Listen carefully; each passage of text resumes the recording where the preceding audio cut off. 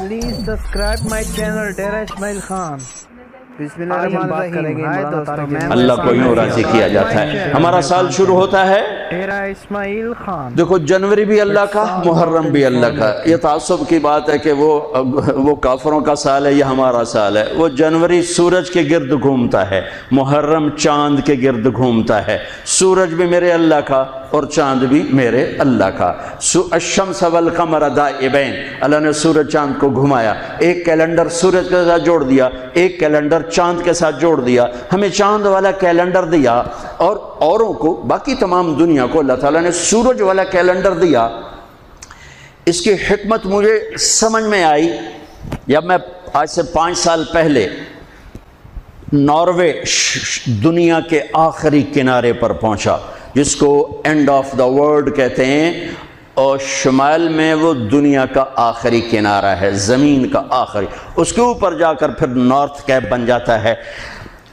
جب میں وہاں پہنچا، اس علاقے میں سورج کا کیلنڈر فیل ہو جاتا ہے، 2 مہینے سورج نہیں نکلتا اور 2 مہینے سورج نہیں ڈوبتا، تو سورج کا کیلنڈر ناروے سے 2 گھنٹے کی فلائٹ پر جا کر فیل ہو جاتا ہے۔ آٹوا آخری شہر ہے اور پھر وہاں سے 6 گھنٹے کا سفر ہے جہاں اللہ نے مجھے پہنچایا، اور میں نے وہ دنیا کا آخری کنارہ دیکھا۔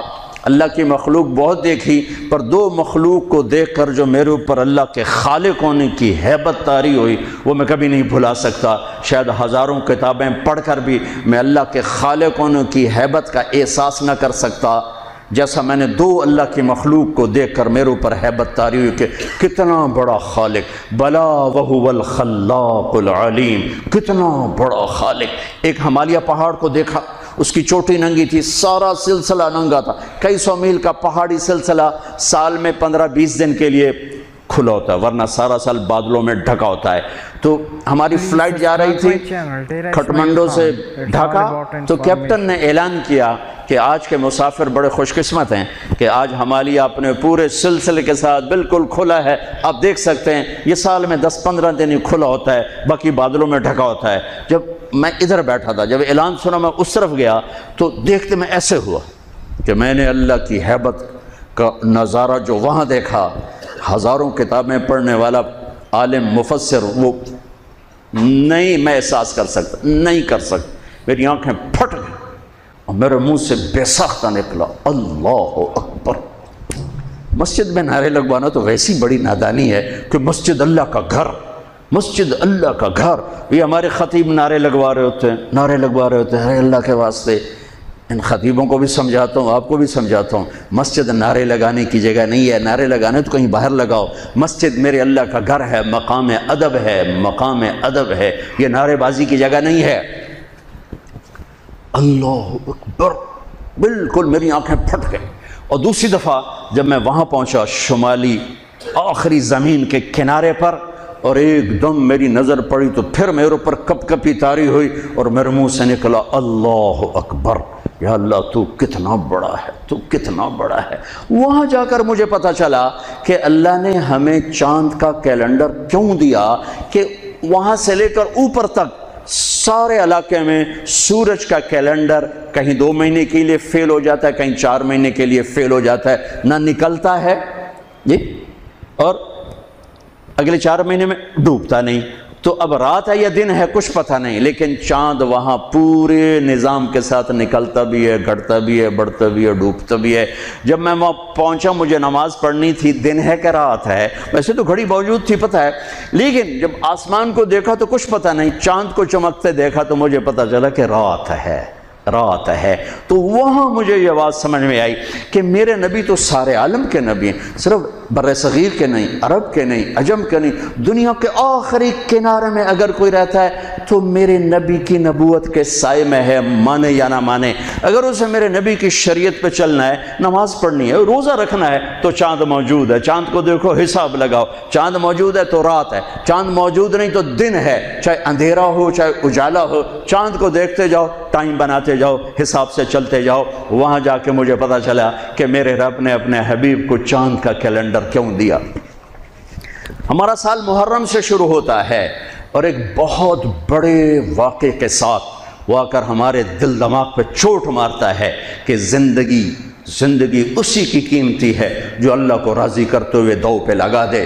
وہ جانوروں سے بھی بدتر ہیں جو پیسے پر اپنے ایمان کو داؤ پہ لگاتے ہیں، جو چند ٹکوں پر اپنے ضمیر کے سودے کر دیتے ہیں، جو چند کوڑیوں پر اپنی غیرت کو سلا دیتے ہیں، جو تھوڑی دیر کی لذت کے پیچھے حیا کی قبا چاک کر دیتے ہیں، جو تھوڑی دیر کے مزوں کے پیچھے انسانیت کا لباس اتار کر درندے بن جاتے ہیں، بھیڑیے بن جاتے ہیں، ہوسناک بن جاتے ہیں۔ ان کے دیکھنے میں وائٹ کالر ہوتے ہیں، بڑے اجلے کپڑے ہوتے ہیں، لیکن میرے رب کی نظر میں وہ اس لباس میں انسان نہیں ہوتے، کچھ اور ہوتے ہیں، کچھ اور ہوتے ہیں، کچھ اور ہوتے ہیں، جو اللہ کے نام پہ لٹ جاتے ہیں، پٹ جاتے ہیں، بک جاتے ہیں۔ وہی میرے رب کی نظر میں محبوب بھی ہوتے ہیں، مقرب بھی ہوتے ہیں، پیارے بھی ہوتے ہیں، پسندیدہ بھی ہوتے ہیں۔ ہر سال محرم آ کر یہ صدا لگاتا ہے، میرا اللہ چاہتا تو میرے نبی کے نواسے کی شہادت سفر میں ہوتی، ربیع الاول میں ہوتی، 11 مہینے نہیں پڑے ہوئے، ربیع الثانی میں ہوتی، جمادی الاولی میں ہوتی، جمادی الثانی میں ہوتی، رجب میں ہوتی، شعبان میں ہوتی، رمضان سب سے بہترین مہینہ رمضان میں ہوتی، شوال میں ہوتی، ذوالقعدہ میں ہوتی، ذوالحج میں۔ محرم میں کیوں رکھا ہے کہ ہر سال، ہر آنے والا سال ہم تو اندھے ہو کے گزر جاتے ہیں اپنے سال سے، اور جنوری کے سال میں سارے بیدار ہوتے ہیں، ٹھیک ہے، وہ بھی میرے اللہ کا بنایا ہوا ہے، یہ بھی میرے اللہ کا بنایا ہوا ہے، لیکن اس نے اس امت کی جھولی میں محرم کو ڈالا اور باقیوں کی جھولی میں جنوری کو ڈالا۔ اللہ تعالیٰ نے اس مہینے کے اندر، اگرچہ یہ مہینہ شروع سے کوئی مقدس چلا آ رہا ہے، محرم میں اللہ نے آدم علیہ السلام کی توبہ کو قبول کیا۔ محرم، اماں ابا کی ملاقات ہوئی 10 محرم میدان عرفات میں۔ دوسرا بڑا واقعہ 10 محرم نوح علیہ السلام کی کشتی جودی پہاڑ پہ جا کر ٹکی۔ اس کے بعد تیسرا بڑا واقعہ 10 محرم موسیٰ علیہ السلام نے سمندر پار کیا اور فرعون ڈوبا۔ چوتھا بڑا واقعہ 10 محرم یونس علیہ السلام مچھلی کے پیٹ سے باہر نکالے گئے اور اللہ تعالیٰ نے ان کی حفاظت فرمائی۔ ایک پوری فہرست ہے، میں نے آپ کو 3-4 سنا دیے، اور پھر اس سب پر چھا گیا میرے نبی کے نواسے اور پورے خاندان کی شہادت۔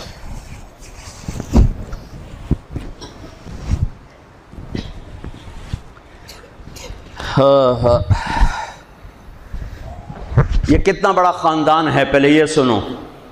میرے نبی نے فرمایا اللہ نے ساری کائنات کو دیکھا، پھر ان سب میں سے عربوں کو چھانٹ کے الگ کیا، پھر سارے عربوں کو دیکھا، اس میں سے مضر کو چھانٹ کے الگ کیا، پھر سارے مضر کو دیکھا، اس میں سے قریش کو چھانٹ کے الگ کیا، پھر سارے قریش کو دیکھا، اس میں سے ہاشم کو چھانٹ کے الگ کیا، پھر ساری ہاشم کی نسل کو دیکھا، اس میں سے میرے اللہ نے میرا انتخاب کیا۔ انا خیرکم ابن و نفسا، میرے جیسا عالی نسب کوئی نہیں، میرے جیسا عالی خاندان کوئی نہیں۔ عبداللہ سے آدم علیہ السلام تک کسی سے زنا نہیں ہوا، سب پاک دامن ہیں، سب پاک دامن ہیں، سب پاک دامن ہے۔ میرا نبی پاکیزہ سلسلوں سے آئے اور ہر باپ کا ماتھا روشن ہو جاتا تھا جدھر میرے نبی کا نور جاتا تھا۔ ایک دن آدم علیہ السلام کے 10 بیٹے تھے، شیث علیہ السلام سے آپ کا سلسلہ نسب آدم علیہ السلام سے ملتا ہے، ان کا ماتھا روشن تھا۔ آدم علیہ السلام کہنے لگے بیٹا تیری پشت میں ایک امانت ہے جو تیرے باپ سے بھی زیادہ قیمتی۔ وہ کہنے لگے ابا بیٹا باپ سے زیادہ قیمتی، وہ کیسے؟ کہا تو اس امانت کی بات کرتا ہے، تجھے اس کی امت بتاؤں؟ امت ابھی ہمارے آنے میں 10,000 سال پڑے ہوئے ہیں، 10,000 سال، اور آدم علیہ السلام فرما رہے ہیں بیٹا اس ہستی کو چھوڑ، اس کی امت کا بتاؤں؟ کہا جی بتاؤ۔ کہ میں نے ایک خطا کی، میرے کپڑے اتار دیے۔ وہ ہستی اس کی امت روزانہ خطائیں کریں گے، اللہ ان کے کپڑے نہیں اتارے گا۔ میں نے ایک خطا کی، مجھے بیوی سے جدا کیا، وہ سارا دن گناہ کریں گے، اللہ ان کی بیویوں سے انہیں جدا نہیں کرے گا۔ میں نے ایک خطا کی، اللہ نے میری مشہوری کر دی، سوری دنیا کو بتایا، اور وہ سارا دن منہ کالے کریں گے اور اللہ ان کے گناہوں پہ پردے ڈالتا جائے گا۔ میں نے ایک خطا کی، مجھے جنت سے نکالا، وہ ہزاروں خطائیں کر کے اس کی رحمت سے بخشش پا کے جنت میں جائیں گے۔ میں نے ایک خطا کی، میری توبہ کے لیے 40 برس لگے، اور وہ ساری خطائیں کر کر ایک بول بولیں گے اللہ معاف کر، اللہ ان کے سارے ہی معاف کرے، اللہ ان کے سارے ہی معاف کرے۔ ہر ایک کا ماتھا روشن ہو جاتا تھا، نور نبوت چمکتا نظر آتا تھا۔ اس لیے بہت بڑے علماء کی بڑی مضبوط دلائل ہیں کہ آزر، اگرچہ نسب نامے میں آزر ہی آتا ہے، لیکن آزر آپ کے چچا ہیں، باپ نہیں ہیں، چچا ہیں، چونکہ چچا کو بھی اب کہتے ہیں۔ باپ کے لیے والد کا لفظ ہے، والد صرف باپ کو کہتے ہیں، اور اب چاچے کو بھی کہتے ہیں، باپ کو بھی کہتے ہیں، دادے کو بھی کہتے ہیں۔ نعبد الہک و الہ آبائک ابراہیم و اسماعیل و اسحاق الہا واحدا۔ یعقوب علیہ السلام کی اولاد کہہ رہی کہ ہم آپ کے ابا کے رب کی عبادت کریں گے۔ کون؟ ابراہیم، اسماعیل، اسحاق۔ ابراہیم دادا، اسماعیل چاچا، اسحاق والد۔ وکان ابوہما صالحا، وہ میں نے دیوار سیدھی کر دی کہ ان کا باپ نیک آدمی تھا، 7ویں پشت کا دادا، اس کے لیے اب کا لفظ استعمال ہو رہا ہے، اب کا لفظ استعمال ہو رہا ہے۔ اور ابراہیم علیہ السلام بیت اللہ بنانے کے بعد دعا مانگ رہے ربنا اغفر لی ولوالدی۔